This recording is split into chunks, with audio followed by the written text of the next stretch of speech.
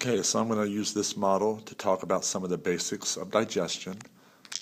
So let's first zoom in to the mouth.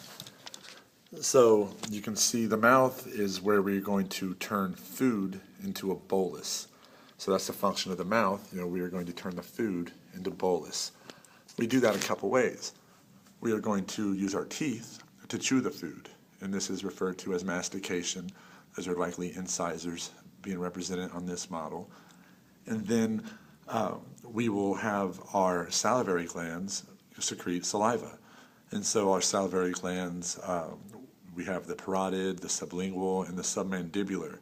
And those will put out salivary amylase, which will begin the breakdown of carbohydrates, the enzymatic breakdown of carbohydrates in the mouth. And then the tongue will secrete lingual lipase, which begins the enzymatic breakdown of lipids in the mouth. Other things that you'll find in saliva, it's mainly water, but you'll have mucus, you will have lysozyme, which will attack, cause some bacteria to burst. Lysozyme is an antibacterial defense. And you'll have electrolytes like sodium and chloride in there. But, the saliva is going to contain salivary amylase from the salivary glands to begin carbohydrate digestion, and it will contain lingual lipase from the tongue to begin enzymatic breakdown of lipids. And the lingual lipase works well in a lower pH, so it can continue to work while it's in the stomach, at least for a little bit. When we swallow, we are going to force the food into the oropharynx. And so forcing it into the oropharynx is conscious, but then unconsciously we are going to lift the soft palate and use the uvula, use those structures to make sure that the food does not go up into the nasopharynx. And then also we will have the larynx lift. Here you can see the thyroid cartilage of the larynx and the epiglottis. This will lift to make sure the epiglottis can cover the glottis so we don't have food going into our larynx and down into our windpipe. So if you recall from lecture, we said that the epithelium of the oropharynx and laryngopharynx is stratified squamous epithelium to deal with the abrasion of food, while up in the nasopharynx you have the pseudostratified ciliated columnar epithelium, because you're dealing with filtering the upper air, the air in the upper respiratory for the lower respiratory. But stratified squamous because we're dealing with the abrasion of food. Unconscious swallowing, lifting our uvula and soft palate, raising our larynx to cover the glottis. So then we go from the pharynx into the esophagus. And we have an upper esophageal sphincter and a lower esophageal sphincter. The esophagus, you're not going to find significant breakdown or absorption. It's just a transport tube to get stuff to the stomach. And so if the opening of the lower esophageal sphincter is a little bit too dilated, you can have acid reflux, affect the esophagus. So the function of the stomach is to convert the bolus into chyme. So we're going to convert the bolus into chyme. So how we do this is, it's a holding tank. Stuff's going to sit in the stomach for hours. These rugae allow for expansion of the stomach. The inner lining has these folds referred to as rugae. And though while it's sitting in the stomach, while the bolus is sitting there, it's going to be exposed to the effects of hydrochloric acid and pepsin. So we have these parietal cells in the stomach that are going to produce hydrochloric acid and intrinsic factor. Intrinsic factor will be used in the intestine for B12 absorption. And the parietal cells are going to also produce hydrochloric acid. And then the chief cells are going to produce pepsinogen. And then the hydrochloric acid is going to convert the pepsinogen into pepsin. So then this pepsin can begin the enzymatic breakdown of proteins. So we've said in the mouth, we started the enzymatic breakdown of carbs and lipids due to salivary amylase and lingual lipase. And now in the stomach, we are beginning the enzymatic breakdown of proteins thanks to pepsin. So we have regions of the stomach. We have the cardiac region, and there's going to be a lot of mucus glands, a lot of mucus production here to protect the esophagus from the acidic environment. But then we have the fundus, which will be contacting the diaphragm, then the body, and then we have the pylorus region. And then the sphincter leading into the duodenum, the first part of the small intestine, is referred to as the pyloric sphincter. So, if I just think of food or see food, I'm going to start preparing. The stomach is going to make gastric secretions. It's going to activate the Sheath cells to make the pepsinogen and the parietal cells to produce hydrochloric acid. And, one thing, after I eat, while those parietal cells are producing hydrochloric acid, they're also going to put bicarbonate into my blood. So we'll have like an alkaline rush, this alkaline tide where my blood will be basic for a couple of hours. And it's due to the activity of the parietal cells. Let's see. So the duodenum, the first part of the small intestine. And remember, the small intestine is where the majority of the breakdown and absorption is taking place in the digestive system. You can see the plicae circularis, it's going to increase surface area. These ridges, they have villi on them.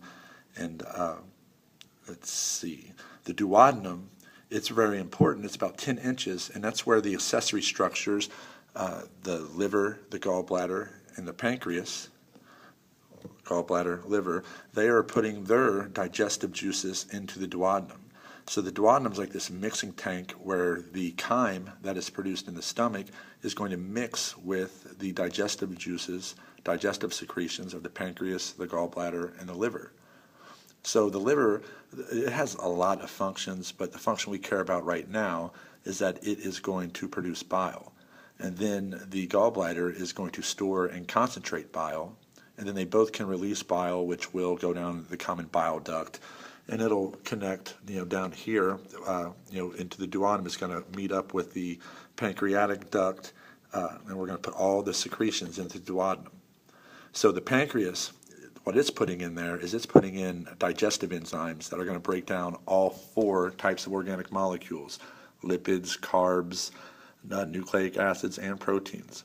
And then it's also, very importantly, putting in bicarbonate, an alkaline substance, because from the time that the pH, when the chyme enters here, the pH is like 1 to 2. By the time it exits the duodenum, it's like 7 to 8.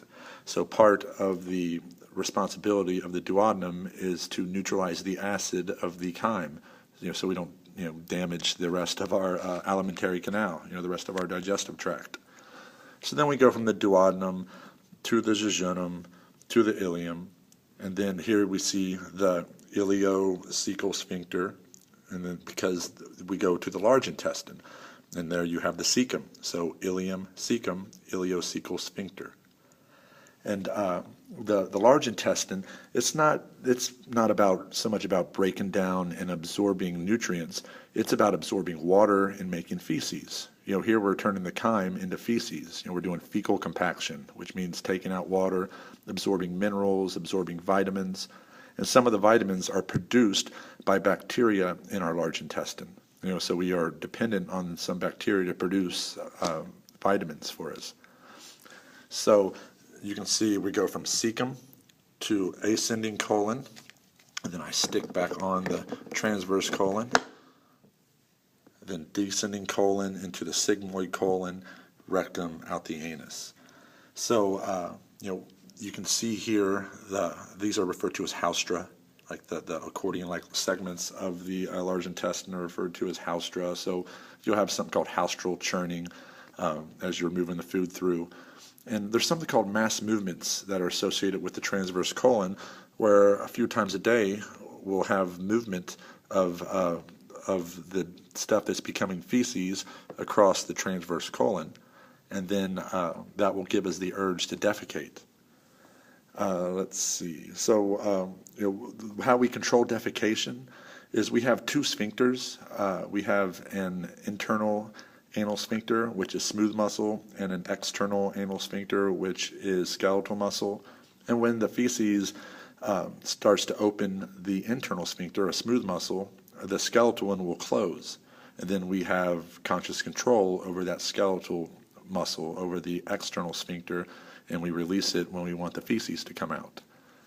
So, that's the basics of the digestive system. We start in the mouth to make bolus. That's going to involve mastication and, mucus and enzymes. We're, just getting stuff going here. Then we're going to, swallow the food into our pharynx. We're going to make sure that nothing goes up into the nasopharynx or down into the larynx. Then we'll start moving stuff through our alimentary canal, through our esophagus by peristalsis, where you use these 2 layers of smooth muscle to, kind of like massage the food through your digestive tract. So something I maybe should have said first is from mouth to anus is like 9 meters, and it's referred to as alimentary canal. If it's in your alimentary canal, it's not really inside of you. You can see down here the appendix coming off the cecum. When that ruptures, you're going to have E. coli get out into your tissues, and that's going to make you sick. But before that ruptures, the E. coli is not really in me, so it's not having an effect on me. So the alimentary canal is basically, this pathway that the food, bolus, chyme, feces take before it comes out of our body. But while it's in that alimentary canal, it's not truly inside of me and affecting my systems. So that is the basics of digestion. Hopefully that helps. Another thing to point out about the duodenum and how it plays a role in regulating digestion, when it stretches and it registers that there are some undigested particles in there, it will release hormones, CCK, GIP, secretin, and those are going to shut down the parietal and chief cells. And then they're also going to tell the accessory structures, pancreas, liver, gallbladder, like, hey, we need your stuff here. I need some bicarbonate to deal with this acid coming my way. I need some enzymes to deal with the stuff coming my way. So when you look at the stomach, you have this cephalic phase where you see food or think of food and you start making the gastric juices. Then you have the gastric phase where you start churning, peristalsis. You keep on making more of the juices by activating the parietal cells and the chief cells, and you have gastrin, this hormone that's being released here in the pylorus region, and this gastrin is going to go and also get the chief cells and the parietal cells doing their work and increasing the flipping over the food, the contractions in the stomach. So, and then the intestinal phase of regulation of movement in the stomach is when the duodenum stretches, it says, slow down. I need to deal with what I have in me, so slow down, stomach. So the stomach is a really big checkpoint. It's where, seeing and thinking of food, I start to activate it. And then once food comes in here and I stretch and I'm detecting elevated pH, I keep on activating those cells and keep on getting the juices going and flipping the food. And then when the chyme starts coming into the duodenum, then I start sending signals saying, slow it down.